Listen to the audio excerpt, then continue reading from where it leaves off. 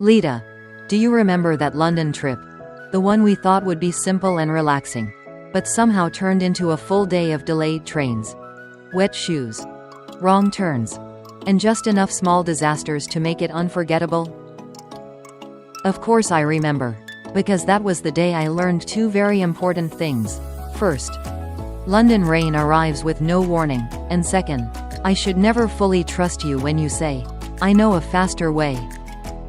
That is slightly unfair, because technically I did find a faster way.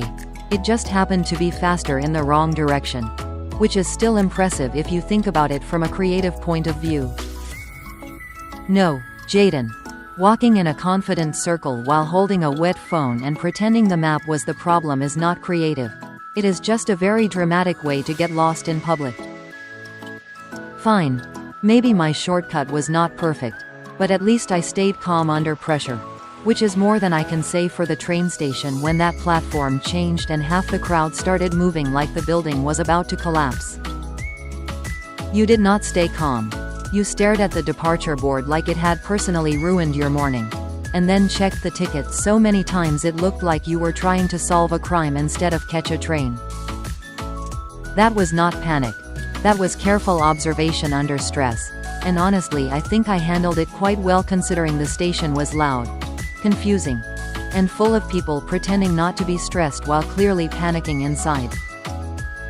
I was panicking too, but at least I did it quietly and with dignity, while you somehow managed to look suspicious of the platform, the train, the ticket, and modern transportation as a whole. Well, the train did betray us, the platform did change, and the weather attacked us later. So I would say my lack of trust was not paranoia. It was experience arriving early. The rain was definitely personal, because it started gently enough to make us believe we were fine. And then 5 minutes later we were standing near Westminster completely drenched, hungry, and looking less like tourists and more like two people who had made several bad life decisions. That was the exact moment I realized confidence is useful for travel.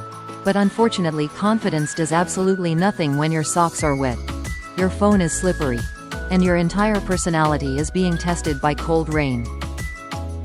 And somehow, despite all of that, the tiny cafe we found after your terrible shortcut ended up saving the whole day. Because warm coffee, dry chairs, and sitting down in silence felt more luxurious than any famous London attraction.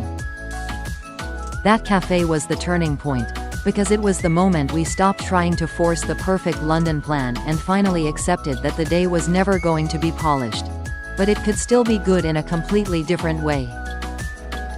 Exactly. Because after that we stopped rushing, stopped fighting the weather, stopped pretending we were organized, and somehow the day became better the moment we gave up trying to control it. And that quiet walk later, after the rain had slowed and the streets were shining and the city finally felt softer, was honestly the best part of the whole day. Even better than the parts we had planned.